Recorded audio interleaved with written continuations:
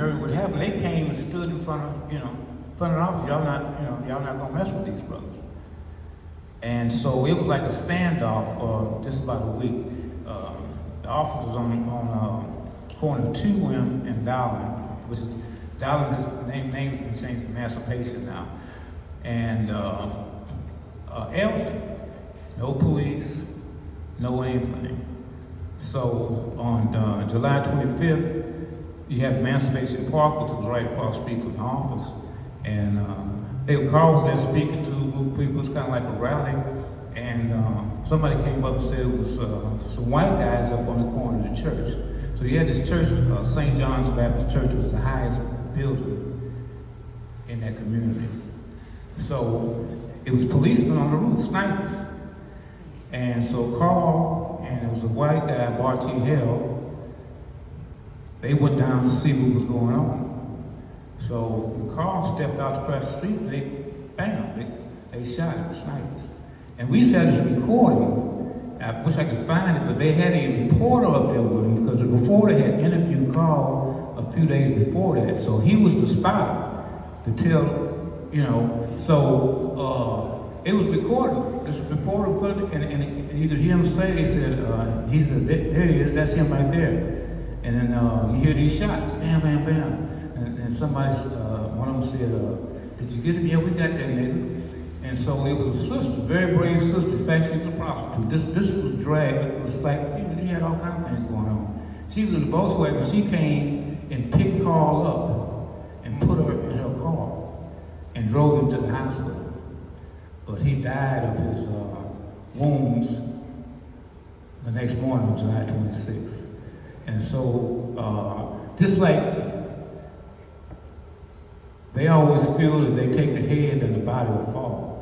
But that's not just like we say, you can kill a revolutionary, but you can't kill a revolution. So People's Party 2 continued, and in 1971, we went up to Oakland and asked could we become a full chapter, and they said yeah. So then we became the Houston chapter of the Black Panther Party. And it was a great feeling to take that People's Party 2 sign down and put the Houston chapter of the Black Panther Party up. Charles Buckley Freeman, he was one of the pallbearers. He was one of Carl's early recruits, great artist. And in fact, he was a pallbearer at Carl's funeral. And he did all of our, just like Nick was talking about earlier about stenciling. I mean, like all our leaflets and stuff, he did it with a hand crank. You put ink in them, and you had the dice in it, and you cranked it. It wasn't no machine. And so he did all that. He did all the art. He came up to Oakland briefly. And he moved to Los Angeles. And he joined organization in the league, was also in Black Panther Party Vanguard. And he's got murals he's got murals in LA, he's got murals in New Mexico. I mean, just a brilliant artist and very, very, very dedicated brother. I mean, he's one of the catalysts. Every year we have, on July 26th, we have Carl Hampton Day. And he was one of the driving forces in getting that started. He was the type of person, he wouldn't take no for an answer. He wanted to get something and he'd say, well, let's do it this way. What about this? He wasn't gonna take no. He was gonna get something out of it.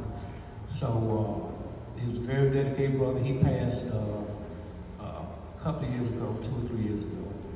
And his wife, they had moved to up in Indiana. So he was cremated. His wife brought his ashes back and buried it next to his parents.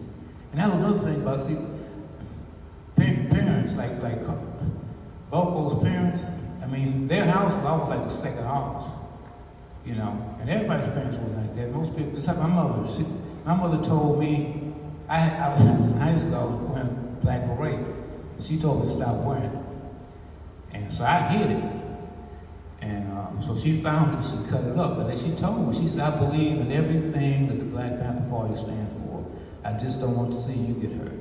So it's just a mother's thing. And that's where a lot of the family, a lot of the families were. And they were supportive, but of course you care about your child.